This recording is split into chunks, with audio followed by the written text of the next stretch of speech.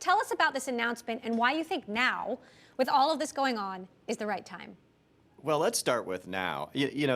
Consumers are concerned, Emily, as you've been saying in this whole segment. And that's not just about the possibility of a recession that may or may not unfold throughout the rest of this year. Consumers are feeling the pinch right now.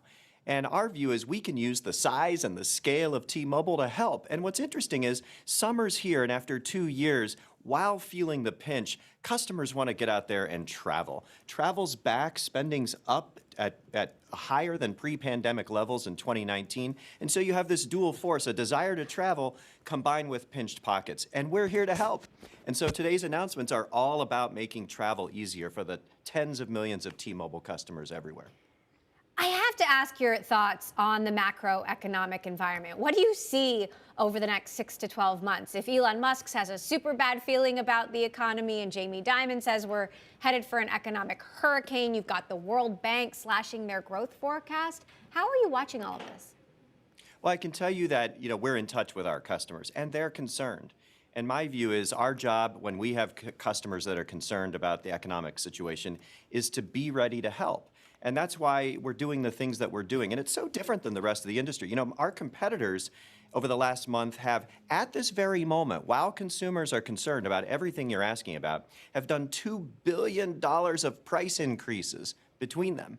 And so it really showcases how different our strategy is. Ours is to look forward at what's unfolding, understand the concern consumers have, and pour value into our plans so that we can help them. And by the way, this isn't just altruistic. If we help them, it makes our most popular plan more popular, Magenta Max. And if that continues to gain popularity, well, that helps our revenues too, and everyone wins. So you did raise some fees on millions of customers' wireless bills earlier this year. And I'm curious how, as we move forward, your plan to navigate inflation is evolving.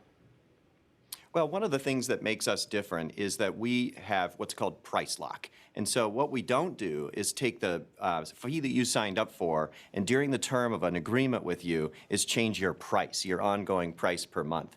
And so that's really important to people right now. And by the way, our business as an industry and as a sector is a little different than some. We are probably more insulated from inflationary pressures as a company than many businesses in other sectors. We have long-term tower contracts, long-term connectivity contracts, long-term technology contracts with our tech vendors.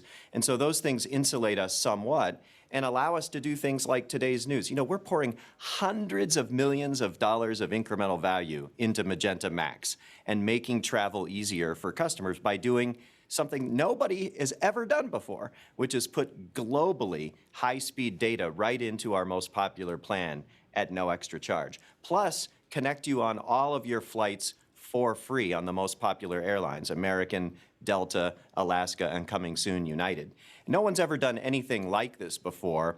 And, there's so much to today's news, but it's about making travel easier.